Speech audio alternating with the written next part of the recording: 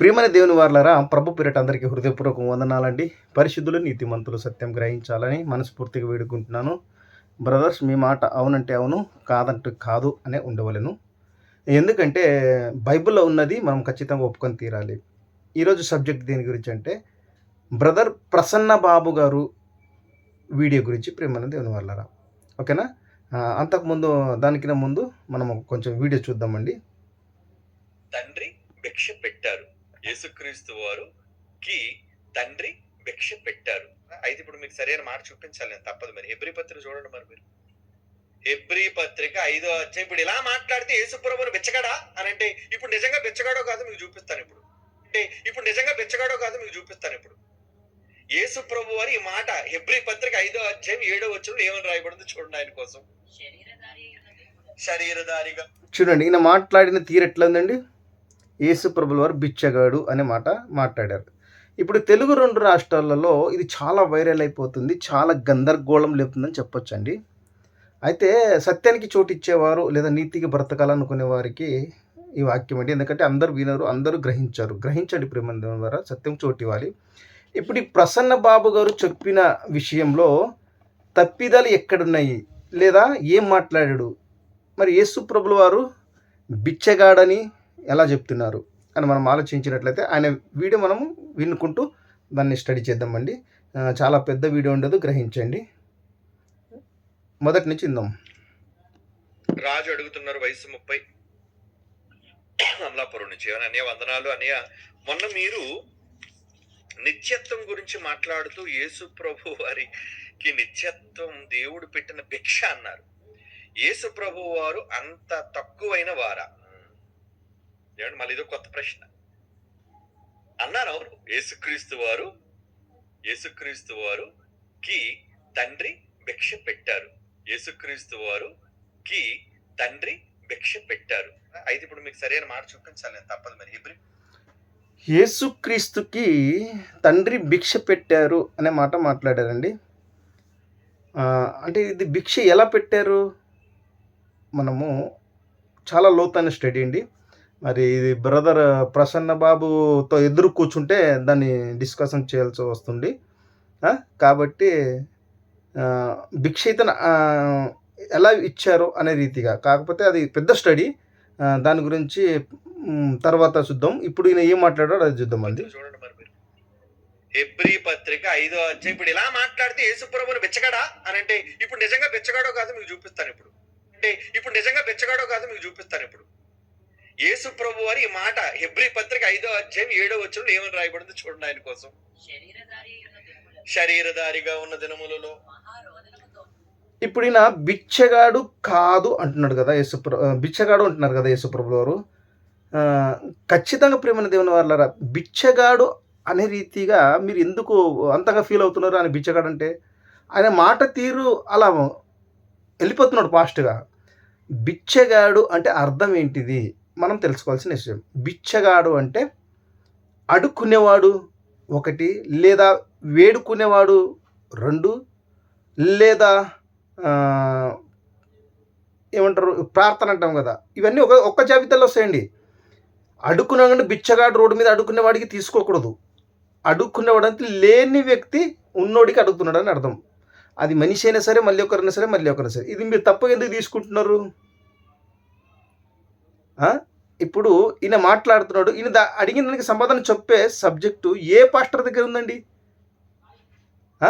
ఇప్పుడు అందరూ వస్తున్నారు, ఈయన దుర్బోధకుడు, ఈయన బోధ కరెక్ట్ కాదు, వీళ్ళు అలా ఇలా ఏదో ఒక నోటికి వచ్చిన వాగుతున్నారు.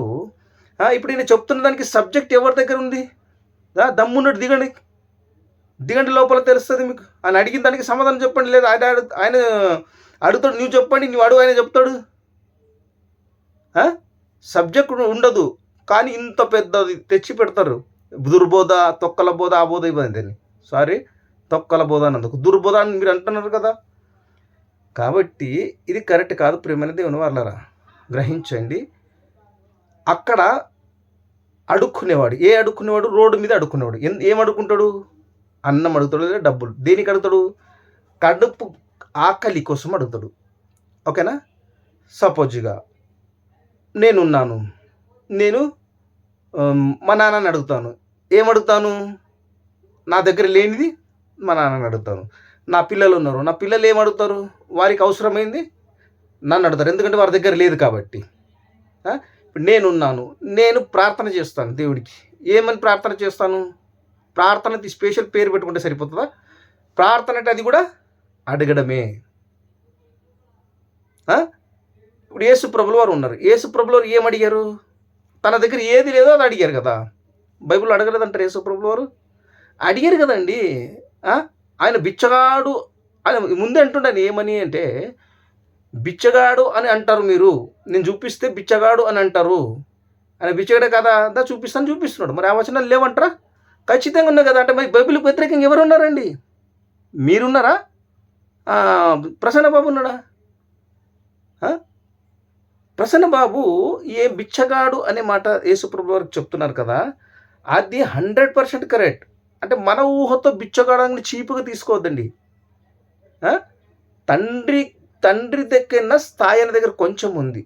తండ్రి ఆయనకి ఆయన తండ్రి దగ్గర దొరుకుతది కాబట్టి ఆయన అడుగుతున్నాడు. ఇది గుర్తుపెట్టుకోండి. మనకిచ్చేవారు ఉంటేనే మనం అడుగుతాం. ఇయ్యని వారు ఉంటే ఎందుకు అడుగుతాం చెప్పండి? ఆ!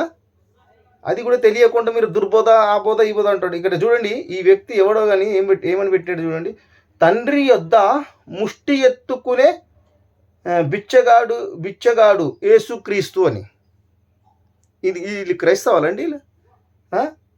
ఇలాంటి ఇది పెట్టి మాటలు ఎట్లా ఆయన మాటలు ఎట్లా మాట్లాడిస్తున్నాడు? ఆ! 2 సార్లు ఆయన మాట్లాడినవన్నీ 2 సార్లు తప్పుగా చూపించాలని. ఆ! చూడండి వీడియో వినండి. ఇవ్వబడింది చూడండి ఆయన కోసం. శరీరధారిగా ఉన్న దినములలో మహారోదనముతోను కన్నీళ్లతోను తన్ను మరణము నుండి రక్షింపగలవనికంటే ఈయన రక్షించుకోలేడా? యేసు ప్రభు తండ్రితో సర్వశక్తిమంతుడు, ఆయనతో సమానుడు అని మనం అనుకుంటాం కదా. ఓకే, సమానుడిగా దేవుడు ఉంచాడు తండ్రి. ఇప్పుడు ఆ వాక్యం ఉంది ఏమని? రక్షించగల వానిని వేడుకుంటున్నాడని ఇప్పుడు హెబ్రీలో చూపిస్తున్నాడు ఆయన. దానికి మీరు ఏం చెప్తారయ్యా? ఎంత పెద్ద పెద్ద పుడింగులని వచ్చి మాట్లాడుతారు కదా. ప్రసన్న బాబు తప్పిపోయాడు, ప్రసన్న బాబు ఇది రాంగ్ ఉంది, ఇలాంటి మాటలు మాట్లాడతారా అనే మాట మాట్లాడుతారా? దీనికి సమాధానం చెప్పండి మీరు. యేసు ప్రభువులు ప్రార్థన చేశారా లేదా? ఏమని? చాలా ప్రార్థన చేశారు ఆయన. నా గిన్నె తొలగించు అన్నాడు. అన్నారు లేదా? అన్నారు. మా దేవుడు వేడుకున్నట్టే కదా. అడుక్కోవడం వేడుకోవడం, వేడుకోవడం రెండు ఒకటే, కాకపోతే పేర్లు తేడా. అర్థమవుతుందా ఇక్కడ? కాబట్టి అవుని మాట ఏది? సత్యానికి చోటు ఇవ్వండి. సత్యం కదా అది. యేసు ప్రభుల వారు తండ్రిని అడిగారా లేదా? బైబిల్లో చాలా రోజులు ఉన్నాయి. మీరు అడగలేదని చెప్తారు. అడుక్కునేవాడు అనగా బిచ్చగాడిని ఇది ఎందుకు తీసుకుంటారు మీరు? వేడుకున్నారని తీసుకోండి, ప్రార్థన చేశారని తీసుకోండి. ప్రార్థన వేడుకు ప్రార్థన కూడా అదే. ఇప్పుడు ఏమడుగుతావు? దేవా నాకు మంచి ఆరోగ్యమి అడుకుంటున్నావు లేదా? దేవా నాకు మంచి ఫలమి, నాకు మంచి సబ్జెక్టి, అది అడుకోవడం లేదా? అది అడుకోవడం కదండి. ఎందుకండి ఊరికి ఇది చేస్తారు? మీ మైండ్ సెట్ పెట్టి ఆలోచన చేయండి. అక్కడ ఆలోచన చేసి సరైన ఎంచుకోండి. సత్యానికి చోటు ఇవ్వండి. ఎందుకు వెళ్తున్నారు? ప్రసన్న బాబు మాట్లాడింది కరెక్ట్. కాకపోతే అక్కడ బిచ్చగాడు అని ముందే అన్నాడు. బిచ్చగాడు అని అంటారు అనే మాట మాట్లాడాడు ఆయన. నేను అది వాక్యం చూపిస్తే మీరు నన్ను బిచ్చగాడు అన్నారంటనే మాట ఫస్ట్లో చెప్పాడు ఆయన. ఇంకా 2-3 సార్లు కూడా చెప్తున్నాడు ఆయన. మరి అది చూపించక తప్పదని చూపిస్తున్నాడు ఆయన. ఖచ్చితంగానే కదా. ప్రార్థన అంటే ఏంటి చెప్పండి నాకు? చెప్పండి. మీరు అందరూ చేస్తున్నారు కదా ప్రార్థన. అదేంటిది ప్రార్థన? అడగడం కాదా? అడగడం కాదంటారా? ప్రియమైన వారలారా, అది మన మైండ్లోకి తీసివేయండి. చెత్తది తీసివేయండి. కరెక్ట్గా ఫిక్స్ చేయండి. ఏది కరెక్టో దానికి ఫిక్స్ చేయండి. సత్యం ఏదో దాన్ని ఫిక్స్ చేయండి. చెత్త పెట్టుకొని కూర్చుంటే అట్లనే అర్థమవుతుంది మీకు. వేడుకోవడం ఒకటే తండ్రి. ఇప్పుడు నా కొడుకున్నాడు. నా కొడుకు వచ్చి నన్ను అడుగుతాడు. నేనంటున్నాడు, ఆయన నన్ను అడుగుతున్నాడు అంటున్నాడు. మీరేంటున్నా అడుగుంటున్నాడు. అదే వస్తుంది కదా ఉన్నవాడు. అందుకే దేవుడు ఎందుకన్నాడు? యేసుప్రభుల వారు ఏమన్నాడంటే లేని వాడికి ఇవ్వండి. ఎందుకన్నాడు? మంచి 2 అంగీలు ఉన్నాడలా, ఒక అంగి ఇమ్మన్నాడు. అది పట్టించరు. ఆకలిగా ఉన్నవాడిని అన్నం పెట్టమన్నాడు. అది పట్టించుకోరు. ఇలాంటివి మాత్రం తెచ్చి పెడతారు. దుర్బోధ అని. ఏమా సత్యానికి చోటు ఇవ్వరు. సత్యానికి వ్యతిరేకంగా వెళ్తారు. మళ్ళీ ఏం ఆశించి వెళ్తున్నారయ్యా బాబు మీరందరూ? దేవుడు ఉంచాడు తండ్రి. ఉంచినప్పుడు ఇక్కడ ఏమంటున్నాడు? తన్ను మరణము నుండి రక్షింపగలవానికి ఏం చేశారట? ప్రార్థనలు. యాచన అంటే ఏంటి చెప్పండి? యాచన అనే పదం ఏంటి చెప్పండి? ప్రార్థనే. యాచన అన్న కూడా ప్రార్థనే. ప్రార్థన అన్న యాచనే, యాచన అన్న ప్రార్థనే. యాచన అనగానే ఆడుకోవడం కాదు, ప్రార్థన అనగానే వేడుకోవడం. మన దృష్టిలో వేడుకోవడం. మన ఆలోచన మైండ్ సరిగా లేదు కాబట్టి దాన్ని ఏం చేస్తున్నాం? ఆడుకోవడం అంటున్నాం. వేడుకోవడం. లేనివాడు ఉన్న దగ్గర వేడుకోవడం. అది ఎవరైనా సరే. ఓకేనా? నా దగ్గర ఉంటేనే నేను ఇస్తాను కదా, ఉన్నప్పుడే వేడుకుంటావు కదా, లేకపోతే లేదు. తండ్రి దగ్గర అన్నీ ఉన్నాయి కాబట్టి అందరూ తండ్రికి వేడుకోవాల్సిందే. ఇది ప్రార్థన అనగానే వేడుకోవడమే. ఇది గుర్తుపెట్టుకోండి. ఓకేనా? ఏదో అడుక్కోవడం అంటే మీరు అంత చెత్తగా తీస్తున్నారు. మంచిదే కదా, అడుక్కోవడం మంచిది కదా. దొంగతనం చేస్తున్నాడు కదా, అడుక్కుంటున్నాడు, నిజాయితీ చేస్తున్నాడు. అది మీరు ఎందుకు ఒక వింతగా చేస్తున్నారు దాన్ని? అడుక్కోవడం చాలా మంచి పద్ధతి. అది మీకు తెలియకపోతే ఏం చేయాలో చెప్పండి. యాచన అంటే యాచించడం అంటే బెగ్గింగ్. యాచన అంటే యాచించడం అంటే బెగ్గింగ్. ఈడెవడో చూడండి ఎట్లా చేస్తుండినా, డబల్ లేదా యాచన అంటే ఎవడో అనగానే ఈయన అనట్లేదండి. ఈ వీడియో చేసిన వ్యక్తిని, ఈ ఎడిటింగ్ చేసిన వ్యక్తిని. నేను ఎవరు ఈయన ప్రసన్న బాబు గురించి అనట్లేదు. ప్రసన్న బాబు గారు ఈ మాట్లాడాడు కదా, కరెక్ట్గా మాట్లాడాడు. యాజకులు కాదు, యాచకులు. యాచన అంటే నాకు ధర్మం చేయండి అయ్యా, నాకు కొంచెం సహాయం చేయండి అయ్యా, నాకు ఇవ్వండి అయ్యా. చూడండి, ఇవ్వండి అయ్యా, ధర్మం చేయండి అయ్యా అంటున్నాడా? ఇది మంచి పద్ధతే కదా, మంచిదే కదా. మరి దీన్ని బిచ్చగాడు ఎందుకు తీస్తున్నారు? యేసు ప్రభువు కూడా అదే కదా. ఒక వ్యక్తి మరొక వ్యక్తిని అడగడం, నానా నాకు బూట్లు కావాలి నానా. యాచిస్తున్నాడు కొడుకు, నానా నాకు బైక్ కావాలి నానా. ఇవి మీ బుర్రలకు ఎక్కవా? అవునండి, ఇవి ఎక్కవు కదా. ఇవి ఎక్కవు. బిచ్చగాడన్నాడు అని మాత్రం ఎక్కుతాయి మీకు. యాచిస్తున్నాడు కొడుకు, నానా నాకు డ్రెస్ కావాలి నానా. అడుగుతుంది అమ్మాయి తల్లిని, అమ్మా నాకు డ్రెస్ కావాలమ్మా. యాచిస్తుంది. సరేనా, బట్టలు కావాలా? ఓకే కొనుక్కో, ఇస్తున్నాను డబ్బులు. ఎంత కావాలి? బైక్ కావాలా నాన్న నీకు? ఓకే. చూడండి, ఇంత మర్యాదగా చెప్పిండు. ఇవి ఒక్కరికి ఎక్కలేదండి. ఎంతగా మీరు మీ మైండ్ సెట్లు ఎంత పాడైపోయిన బ్రదర్స్, మీరు ఒకసారి గ్రహించుకోండి అందరూ. ఈ దుర్బోధన పెట్టిన వారందరూ భయంకరమైన బోధ, దుర్బోధ ఇవి చెప్పిన ప్రసన్న బాబు అడిగిన దానికి మీరు సమాధానం ఎవరి దగ్గర లేదండి. ఇవి తెలుగు 2 రాష్ట్రాల్లో. అర్థమైందా? అంటే ప్రసన్న బాబు నాకేం చుట్టం కాదండి. నేను వాక్యానికి సపోర్ట్ చేస్తే ఇప్పుడు ప్రసన్న బాబు కూడా కడతా, ఇదే వీడియో కడిగేస్తా. ఇస్తానులే, నువ్వు అడిగావుగా, నువ్వు అడుగుతున్నావు కదా నన్ను. తల్లిదండ్రులైన వాళ్ళని ఎంతో మంది పిల్లలు అడుగుతారు. దానికి తల్లిదండ్రులు ఇచ్చేది ఏంటి? దానం.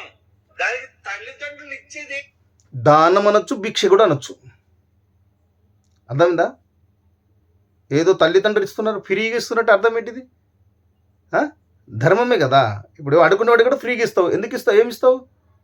అది కూడా ఇచ్చేది ఇదే. తల్లిదండ్రులు ఇచ్చేది ఫ్రీనే ఇస్తారు పిల్లలకి, బయట అడుగునేవాడు కూడా ఫ్రీనే ఇస్తారు. అంటే దాని స్థాయి మీరు గ్రహించండి. ఏ స్థాయి? అడుక్కునే స్థాయి. వాళ్ళిద్దరికి ఎంత ఇది ఉంది. ఏం లేనోడికి ఇస్తున్నాడు అంటే అర్థం ఏంటిది? దేవుడు ఊరికే ననలేదు. ఏమని? నేను హాస్పిటల్లో ఉన్నప్పుడు నా దగ్గరికి చూడవచ్చితిరి, నేను అడుక్కున్నప్పుడు నాకు భిక్షం ఇచ్చితిరి. మేమే ఎప్పుడు ఇచ్చాం ప్రభువా అంటే, ఒక్కోని ధర్మం చేసావు కాబట్టి నన్ను చేసినట్టని. ఈ ఊరికి నన్ను అనుకుంటున్నారు యేసు ప్రభుల వారు. ఎంత మైండ్ సెట్ కరెక్ట్ లేదు బ్రదర్, మీరు సరిగా గ్రహించండి దేవుని వారలారా. మరి పిల్లలు అడిగిన దాన్ని ఏమంటారు? యాచన. ఇప్పుడు యేసుప్రభువు కొడుగ్గా ఎవరిని యాచిస్తున్నాడు? యాచన. యాచన అంటే చేతులు చాపి అర్థించటం, దేహి అనటం. చేతులు చాపి అర్థించటం, దేహి అనటం. ఎప్పుడు మాట్లాడినా ప్రూఫ్ లేకుండా మాట్లాడదు. BOUI.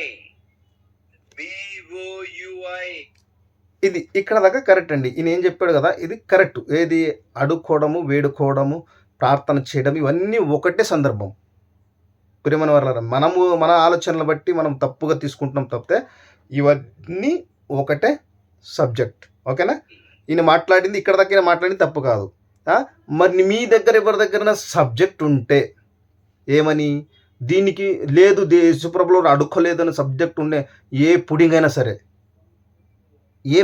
ఎవరైనా అంటే నాకు సత్యం తెలుసు అని ఎవరైనా సరే, లేదా ఈయనకి చెప్పేది వ్యతిరేకమైనా సరే, దానికి ఒక వచనం ఇవ్వండి. ఏమని? యేసుప్రభు అడుకోలేదు అనే మాట చెప్పండి చూద్దాం. ఖచ్చితంగా చేసి అడిగారు తండ్రిని చాలా అడిగారు. ప్రూఫ్ లేకుండా మాట్లాడడం కదండి. ప్రూఫ్ లేకుండా మాట్లాడాడు వెర్రోడు. ఆధారంతో మాట్లాడేవాడు ఎవడు? వాడు జ్ఞాని. ఇటు యేసుప్రభుని బెచ్చగాడు అన్నందుకు పాపం పెద్ద బెచ్చగాళ్ళందరికీ బాధ వచ్చేసింది. ఇటు యేసుప్రభుని బెచ్చగాడు అన్నందుకు పాపం పెద్ద బెచ్చగాళ్ళందరికీ బాధ వచ్చేసింది. మనం అంతా ఒకటో రకమైన ముష్టోళ్ళు. మనమంతా ఒకటో రకమైన ముష్టోళ్ళు మనం, తెలుసా మీకు? కాకపోతే మనకంట కాస్త ఒక మెట్టు పైన ఉన్నాడు. ఇక్కడ ప్రసన్న బాబు గారు తప్పిపోయారు. ఎక్కడంటే మెట్టు పైన ఉన్నారు. దేనికి ఉన్నారు పైన మెట్టు? ఇప్పుడు యేసుప్రభుల వారు ఎక్కువ అడుగుతారా, మనం ఎక్కువ అడుగుతామా? అంటే మనమే ఎక్కువ అడుగుతాం కదా. యేసుప్రభుల వారు నీతిమంతుడు, ఆయన ఖచ్చితంగా నిత్య జీవం వస్తుంది. ఇప్పుడు మనం నిత్య జీవం అడుగుతాం కదా బ్రదర్. మనకన్నా మెట్టు ఎక్కువ అన్నారు. మరి ఎందులో అన్నారు ఆయనకే తెలియాలి. ప్రార్థనలు, యాచనలు, కన్నీళ్ళు ఇవి ఎక్కడ ఉన్నాయి మన బ్రతుకులకి? యేసుప్రభు మనకంటే ఒక అడుగు ముందుకేసి ప్రార్థన యాచిస్తున్నాడు తండ్రిని. ప్లీజ్ తండ్రి, అయ్యా అయ్యా అయ్యా అయ్యా. ఇతను సమానమైన దేవుడు కదా, ఆ దేవుడికి ఈయన ఎందుకు? చూడండి, తప్పుగా మీరు తీసుకోవద్దండి. ఆయన అయ్యా అయ్యా అని అంత బతిమలాడుతున్నట్టుగా చెప్తున్నాడు అనమాట. మీరు దాన్ని బిచ్చగాడు అనే ముద్ర మీరు వేస్తున్నారు, ఆయన వేస్తలేదు. దేవుడి దగ్గర మీరు లెక్క చెప్పాల్సి వస్తుంది. ప్రేమ వల్ల ఫస్ట్ గుర్తు పెట్టుకోండి. చెప్పాలి. రేపు ఇంకా గట్టిగా ఉంటాయి కౌంటర్లు. మరి యేసుప్రభుని బెచ్చగాడు చేశారు. అయ్యో ఆ యేసుప్రభు బెచ్చగాడు అయిపోయాడే. నాయనని యేసుప్రభు తండ్రి దగ్గర యాచిస్తున్నాడు. బాబు భీక్ మాంగ్తా హే ఓ. ఆయనని యేసుప్రభు తండ్రి ఇలాంటి కొన్ని ఎక్స్ట్రాలు అయినాయండి. అది అన్నీ అవసరం లేదు. కాకపోతే ఆయనకి ఒక సబ్జెక్ట్ దొరికింది, దానికోసం రెచ్చిపోయాడు. ఏ సబ్జెక్ట్ దొరికింది అంటే యేసుప్రభుల వారు తండ్రిని అడిగారు. చాలా వచనాలు ఉన్నాయి. ఎవరిని ఒప్పుకొని తీరాల్సిందే, ఎలాంటి అయినా సరే ఒప్పుకొని తీరాల్సిందే. బైబిల్ దగ్గరికి వచ్చిన వాళ్ళు ఆ ఆధారానికి బందోబస్తుగా ఉంది ఆయన దగ్గర.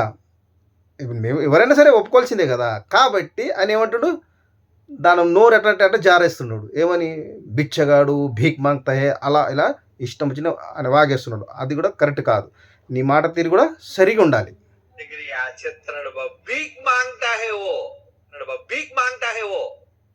ఎవరి దగ్గర? భీక్ మాంగడం అంటే ఏంటండి? హిందీలో అంటారు దాన్ని. అంటే ముష్టి అడుక్కోవడం అని. చూసారా?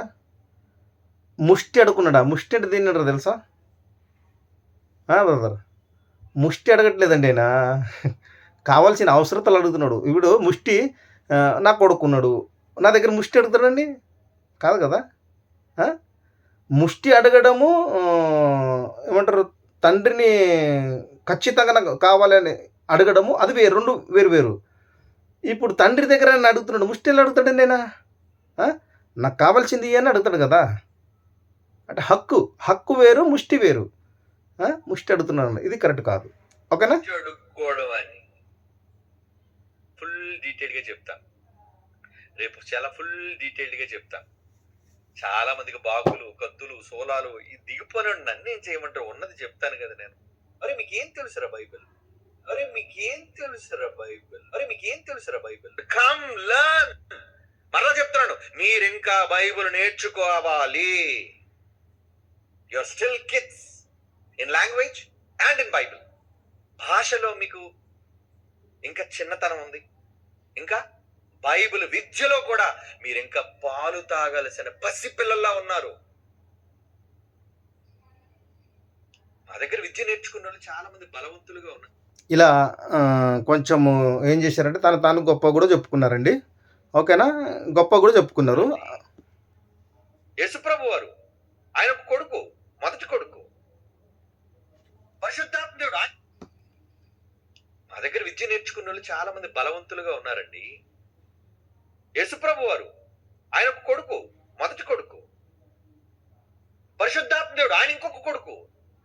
మేము కూడా కుమారులమే. యేసుప్రభు వారు ఆయన ఒక కొడుకు, మొదటి కొడుకు.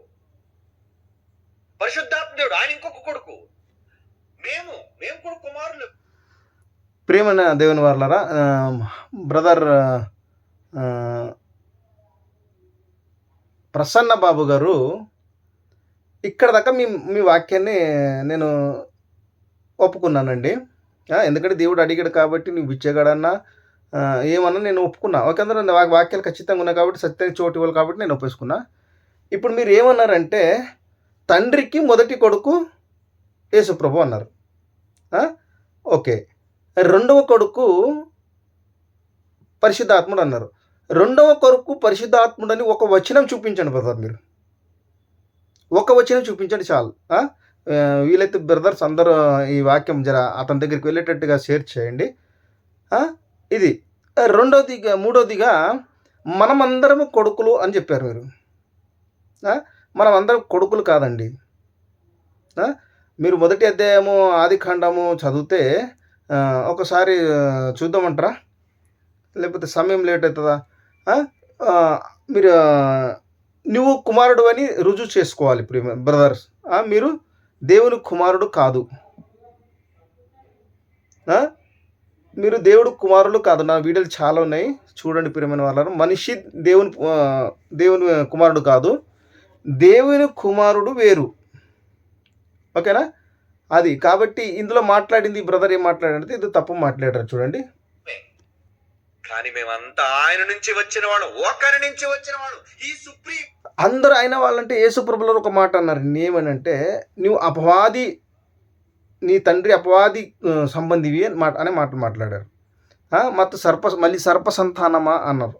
తన కుమారులకు అలా అంటారండి. కాబట్టి నేను చాలా రుజువులు ఇస్తాను. ఓకేనా? నువ్వు కుమారుడు కాదని నేను నీకు ఒప్పిస్తాను సత్యానికి చోటిస్తే. ఓకేనా? నువ్వు కాదు, చాలామంది కాదు, మధ్యలో కుమారుడు అవ్వాలి. ఆయనే మూలం, ఆయనే సర్వశక్తి, మూర్తిభవించిన మూర్తిమంతమైన ఆయన ఎవ్వరికి చేయి చాచడు. ఆయనే మూలం. పరిశుద్ధాత్ముడు ఆయన ఇంకొక కొడుకు. మేము కూడా కుమారులమే. కానీ మేమంతా ఆయన నుంచి వచ్చిన వాడు, ఒకరి నుంచి వచ్చిన వాడు, ఈ సుప్రీం. ఒకరి నుంచి వచ్చిన వాళ్ళం అంటారండి. ఒకరి నుంచి ఎట్లా వచ్చారండి? ఒకరి నుంచి వచ్చింది యేసుప్రభుల వారు మాత్రమే, వేరే మనం రాలేదు. ఇది మీరు స్టడీ గ్రహించాలి. ఆయనే మూలం, ఆయనే సర్వశక్తి, ఎవరు? తండ్రిని దేవుడు. ఆయనే మూలము, ఆయనే సర్వశక్తి, మూర్తిమంతం. కానీ మేమంతా ఆయన నుంచి వచ్చిన వాడు, ఒకరి నుంచి వచ్చిన వాడు, ఈ సుప్రీం. ఆయనే మూలం, ఆయనే సర్వశక్తి, మూర్తిభవించిన మూర్తిమంతమైన. ఎవరు మూర్తిమంతము? ఆయనే మూర్తిమంతం అన్నాడు. ఎవరు? తండ్రియా యేసుప్రభువా? తండ్రి అంటున్నాడు ఈయన. తండ్రిని మూర్తిమంతం అని నాకు రుజువు ఇవ్వాలి బ్రదర్ ప్రసన్న బాబు గారు. తండ్రి మూర్తి అని నువ్వు నాకు రుజువు ఇవ్వాలి. ఆయన ఎవ్వరికి చేయి చాచడు. చూడండి ఇంకొకసారి. ఆయనే మూలం, ఆయనే సర్వశక్తి, మూర్తిభవించిన మూర్తిమంతమైన. చూసారా? ఆయన ఎవ్వరికి మూర్తిమంతం అన్నారు కదా, మూర్తిమంతం అని రుజువు ఇవ్వాలి. మూర్తి అంటే ఒక వ్యక్తి లేదా ఒక విగ్రహం. యేసుప్రభు మూర్తి అంటే నేను ఒప్పుకుంటాను, కానీ ఈయన తండ్రి మూర్తి అంటే నాకు ఒక రుజువు చూపించాలి. చాచడు, ఎవ్వరిని అడుక్కోడు, తనకంటే ఎవరు గొప్పవాడు లేడు. ఏనా? ఇప్పుడు భిక్ష అడిగినందుకు పెద్ద భిక్ష పడింది, నీకు శిక్ష పడింది అనుకుంటున్నాను నేను. భిక్ష అన్నోడికి శిక్ష పడిపోయినట్టుంది. ఎస్, బిఓయుఐ క్రైస్ట్ చర్చ్, సత్యానికి స్తంభం, జ్ఞానానికి కేంద్రం, నిలయం. అతిశేస్తున్నాండి మేము.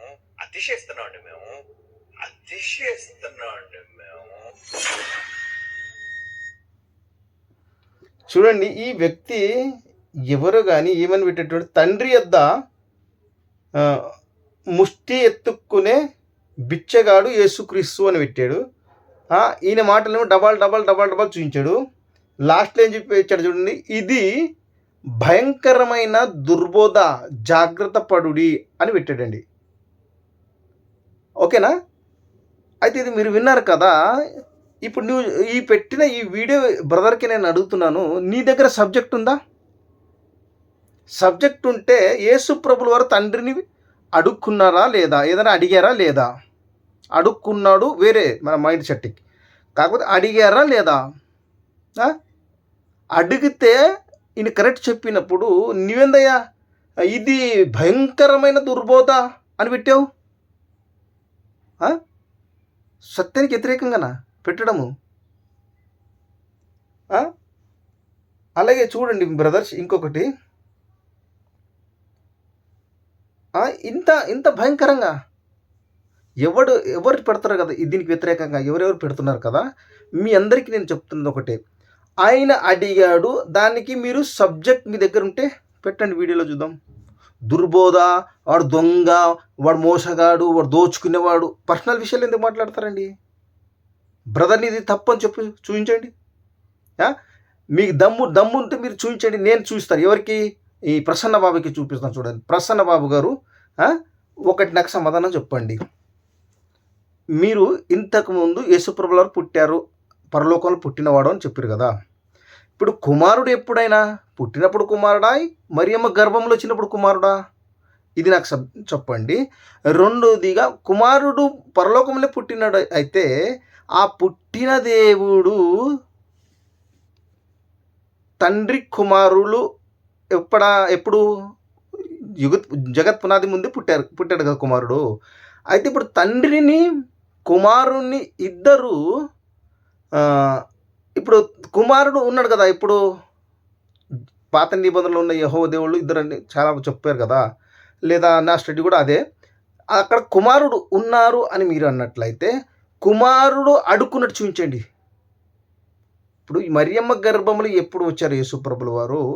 ఇది తప్ప అంతకుముందు కుమారుడు ఉన్నారని మీరు చెప్తున్నారు, పరలోకంలో పుట్టేశారని కూడా చెప్పారు. కాబట్టి ఆ మరియమ్మ గర్భంలో రాకమున ముందు కుమారుడు ఎలా ఉన్నాడు? ఉంటే తండ్రిని అడిగారా, తండ్రిని వేడుకున్నారా? ఆ వాక్యం ఒక్కటి ఉండి చూపించండి బ్రదర్, నాకు ఒక్క వచనం ఉంటే చూపించండి. కుమారుడు అని ఇప్పుడు కాదు, మరియమ్మ గర్భంలో పుట్టినప్పుడు కాదు, జగత్ పునాదికి ముందే కుమారుడు ఉన్నాడు. మరి కుమారుడు ఉన్నప్పుడు అడిగాడా, తండ్రిని ఏమన్నా అడిగారా? ఆ వచనం ఉంటే నన్ను చూపించండి. నేను ఉంటే ఒప్పుకుంటాను, లేదని నేను నీకు చెప్పడానికి ఇష్టపడుతున్నాను. ఎందుకంటే నేనున్నాను, నా అంతటా నేను తిరుగుతాను, నా అంతటా నేను ఏదైనా చేసుకుంటాను. నేను చనిపోయిన తర్వాత, అంటే నాలో నుండి జీవం వెళ్ళిపోయిన తర్వాత, లేదా జీవం లేనప్పుడు నేను సచ్చిన శవం, అంటే బాడీ ఓన్లీ. అది లేవలేదు, అది ఎటు వెళ్ళలేదు, అది మాట్లాడలేదు. అది ఏంటిది? సచ్చిన శవం. దాన్ని నలుగురు మొయ్యాల్సిందే తప్పితే, వేరేలు చెప్తే వినాల్సిందే తప్పితే దాని అంటే అది ఏమి చేయలేదు. కాబట్టి యేసు ప్రభుల వారు మరియమ్మ గర్భములు ఎప్పుడు శరీరం ధరించుకున్నారో అప్పుడు ఆయన నీవు అన్నట్టు అడుక్కునే వ్యక్తి, వేడుకునే వ్యక్తి. కానీ అంతకుముందు ఆయన ఎవరు? ఇచ్చే వ్యక్తి, వేడుకునే వ్యక్తి కాదు. ఈ సబ్జెక్ట్ మీ దగ్గర లేదు, అప్పుడు కూడా అడుక్కున్నారంటే మీరు నాతో ఢీ కొట్టవచ్చు ప్రసన్న బాబు గారు. ఓకేనా? నేనంటుంది ఏంటిది, ఆయన దేవత్వం వదులుకున్నాడు. ఎప్పుడు? మరియమ్మ గర్భంలో రాగానే ఆయనకు దేవత్వం లేదు. ఇది మీరు గుర్తుపెట్టండి. ఎప్పుడు చూసినా ఇక్కడే ఇదే చూపిస్తారు. యేసుప్రభుల వారు దేవుడు కాదనేవాడు కూడా ఇక్కడే చూపిస్తాడు, యేసుప్రభుల వారు దేవుడు అనేవాడు కూడా ఇక్కడే చూపిస్తాడు. కనీసము యేసుప్రభు అంటే స్థాయి ఏంటిది? పిల్లోడు, చిన్న పిల్లోడు, పెద్దోడు, వయసుకొచ్చినోడు, ముసలోడు, తేడాలు లేవండి. కాబట్టి యేసుప్రభుల వాక్యంగా ఉన్నప్పుడు ఏంటిది? ఆత్మగా ఉన్నప్పుడు ఏంటిది? ఆత్మ అంటే ఏంటిది? దేవుడు మరి మనిషిగా ఉంటే మనిషిగా ఉన్నాడు, మనిషి ఉంటే ఏంటిది? ఇవేమైనా తెలుసుకున్నారా? నీవు ఎలా వచ్చావు నీకు తెలుసా? నువ్వు దేవుని కుమారుడు కదా అంటున్నావు కదా, నీవు ఎందుకు? ఆదాము కూడా దేవుని కుమారుడు కాదు. ఆదాము దేవుని కుమారుడు అయితే ఒక అధ్యాయం చూడండి, 2వ అధ్యాయము ఆదికాండము 2వ అధ్యాయం ఆదికాండము 25వ వచనం ఒకసారి చూడండి. ప్రియమైన దేవుని వారలారా, అన్నీ నోటికి వచ్చింది అన్నీ మాట్లాడుతూ ఉంటారు. చూడండి ఒకసారి ఆదికాండము 2వ అధ్యాయము 25వ వచనంలో, ఆయన దేవుడి పోలికలో ఉంటే దేవుడికి జ్ఞానం లేదా? దేవుడికి తెలివితేటలు ఉండవా? దేవుని పోలికల్లో దేవుని స్వరూపంలో నరుని నిర్మించాడని చెప్పిన మాట పట్టుకొని ఆ దేవుని పోలికలో ఉన్నాడు, దేవుని స్వరూపంలో ఉన్నాడు, దేవునితో సమానంగా ఉన్నాం మనం అని సోదులు అందరూ చెప్పుకుంటూ వస్తుంటారు. ఇప్పుడు ఆయన దేవుని పోలికలో ఉంటే చూడండి, ఇక్కడ 25వ వచనంలో ఏముంది? అప్పుడు ఆదాము అతని భార్యయు వారిద్దరూ దిగంబరులుగా ఉండిరి. ఎప్పుడు? పండు తిన్నప్పుడు దిగంబరు అంటే మరి సిగ్గు శరము ఎరగకుండా ఉన్నారు కదా, అంటే జంతువులు ఉన్నట్టు. ఇప్పుడు జంతువులు ఎలా ఉన్నారో అలా ఉన్నారు కదా వాళ్ళు. దేవుడు కూడా అలా ఉన్నాడా? దేవుడికి తెలియదా? దేవుని పోలికలు అంటే తెలియాలి కదా మనిషికి. కాబట్టి దేవుడు చేసింది ప్రకృతిలో ప్రతి ఒక్కదానికి మనిషి మనం ఎట్లా చేసి జంతువులు ఎట్లా ఉన్నాయో అట్లనే మనుషులు ఉన్నారు, మనిషి ఎట్లా ఉన్నారో జంతువులు అట్లా ఉన్నాయి. కాకపోతే ఒకటి మంచి చెడులు తెలివి మాత్రమే మనిషికి వచ్చింది, అది కూడా పండు తినడం వలన. అంతకుముందు మనుషులకు జ్ఞానం లేదు, జంతువులతో సమానము. ఆదము హవ్వ జంతువులతో సమానము. ఎప్పుడు ఆ పండు తిన్నారో అప్పుడే వారికి దేవునికి ఉన్న జ్ఞానం వచ్చింది, మంచి చెడులు తెలుసుకునే తెలివి వచ్చింది. ప్రియమైన వారలారా, కాబట్టి నువ్వు మనిషివి, దేవుని కుమారుడు కాదు. దేవుని కుమారుడు ఎవరు అని మనం ఆలోచించినట్లయితే దేవుని ఆత్మ పొందుకోవాలి. ఆత్మ కుమారుడు 2వ కుమారుడు అని చెప్పేశారు మీరు. పరిశుద్ధ ఆత్మ మనం పొందుకోవాలి. పొందుకుంటే అప్పుడు దేవుని కుమారుడు. అది కూడా సొంత కుమారులు కాదు, దత్తపుత్రులం. దీనికి సబ్జెక్ట్ ఇచ్చే దమ్ము సబ్జెక్ట్ ఉంటే బ్రదర్ నన్ను మీరు ఢీ కొట్టచ్చు, నేను రెడీగా ఉంటాను. కాబట్టి ప్రియమైన దేవుని వల్ల సత్యానికి చోటు ఇవ్వండి. జనులందరూ చెప్తున్నారని కాదు, జనుల పని వాళ్ళు చెప్పడానికి చెప్తారు కానీ చేయరు.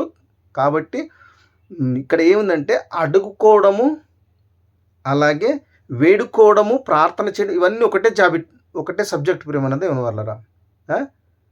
కాబట్టి మీరు ఇది తప్పుగా తీసుకోవద్దు. ఆయన తీరు మాటలు రాంగ్ ఉంది. కాబట్టి బైబిల్ ఉందా ఉన్నట్టుగా మరి యేసు ప్రభువు అడుక్కున్నారా కాదా అనేది, అడుక్కున్నారనే రీతిగా కాకుండా వేడుకున్నారు కదా. ఆ వేడుకోవడం అడుక్కోవడం ఒకటే కదా. కాబట్టి గ్రహించండి. మనం ప్రార్థన చేయడం కూడా, తండ్రిని దేవా నాకు ఆరోగ్యం బాగలేదు, ఆరోగ్యం అది వేడుకోవడమే, అడుక్కోవడం అనేది మనకు వేరు. అందుకే మీ ఊహ వేరు, దేవుని ఊహ వేరు అన్నాడు. కాబట్టి మనము మన ఆలోచన తీసుకోకుండా దేవుని ఆలోచన తీసుకోవాలి ప్రియమైన వాళ్ళరా. కాబట్టి ఇది తప్పు కాదని నేను చెప్పడానికి ఇష్టపడుతున్నాను. మాట తీరులు కొంచెం తేడాగా ఉన్నాయి. ఒకటి. రెండోది, కానీ దేవుని కుమారుడు అంటున్నారు. దేవుని కుమారుడు కాదు, పుట్టుకతో దేవుని కుమారుడు కాదు, దేవుని కుమారుడు కాదు. ఎందుకు కాదని చూపిస్తున్నట్టు ఇంకొక వచనం కూడా చూపించి ముగిస్తానండి. యోహాను సువార్త 1వ అధ్యాయము 10-11 వచనం చదువుదామండి. చూడండి ఏమంటే, ఆయన లోకంలో ఉండెను, లోకం ఆయన మూలముగా కలిగెను, కానీ లోకం ఆయనను తెలుసుకొనలేదు. ఆయన తన స్వకీయులెద్దకే వచ్చెను, ఆయన స్వకీయులను అంగీకరింపలేదు. తను ఎందరు అంగీకరింపారో వారందరికీ, అనగా తన నామమందు విశ్వాసం ఉంచిన వారికి దేవుని పిల్లలాగుటకు ఆయన అధికారము అనుగ్రహించెను. దేవుని పిల్లలాగడానికి అధికారం అనుగ్రహించాడండి. అనుగ్రహిస్తేనే దేవునికి పిల్లలు, లేకపోతే లేదా. ఏమో మళ్ళీ చూడండి. వారు దేవుని వల్ల పుట్టినవారు. ఎవరు? తండ్రిని దేవుడు అధికారం ఇస్తే వారు దేవుని వల్ల పుట్టినవారే కానీ శరీరం వలనైనను రక్తం వలనైనను, శరీరిచ్చ వలనైనను, మనసిచ్చ వలనైనను పుట్టినవారు కాదు అంటున్నాడు. మనమందరం ఈ విషయం వల్ల పుట్టినాము, దేవుని వల్ల పుట్టాలి. అది అందుకే నికోదేము అనే వ్యక్తికి యోహాను సువార్త 3వ అధ్యాయంలో అంటాడు, ఒకడు పైనుండి జన్మించాలి అంటాడు. తెలుసా? ఆ జన్మము దేవుడు పోలిక, దేవుని స్వరూపం. అది ప్రియమైన వాళ్ళరా. కాబట్టి నువ్వు దేవుని కుమారుడు కాదని చెప్పడానికి నేను ఇష్టపడుతున్నాను. చాలా రోజులు ఇవ్వగలనండి. నువ్వు ఎట్లా ఒక వాక్యం పట్టుకున్నారు కదా, ఏది యేసు ప్రభువులు అడుక్కున్నారు, అవి చాలా చోట్ల ఉన్నాయి, దానికి ఎవరు కాదనలేరు. అలాగే నువ్వు కాదనడానికి నేను చాలా వచనం చూపిస్తాను. ఏది నువ్వు కుమారుడు దేవుని కుమారుడు నువ్వు కాదు అనేదానికి నేను చాలా రోజులు ఇస్తాను బ్రదర్స్. ఇది గ్రహించాలని ప్రసన్నబాబు, దేవుని చిత్తం అయితే ప్రసన్నబాబు దాకా వీడియో వెళ్ళిన కాకని వేడుకుంటున్నాను. ఇది దేవుని చిత్తమైతే మీ అందరికీ బయలుపరచును గాక. అందరికీ వందనాలు.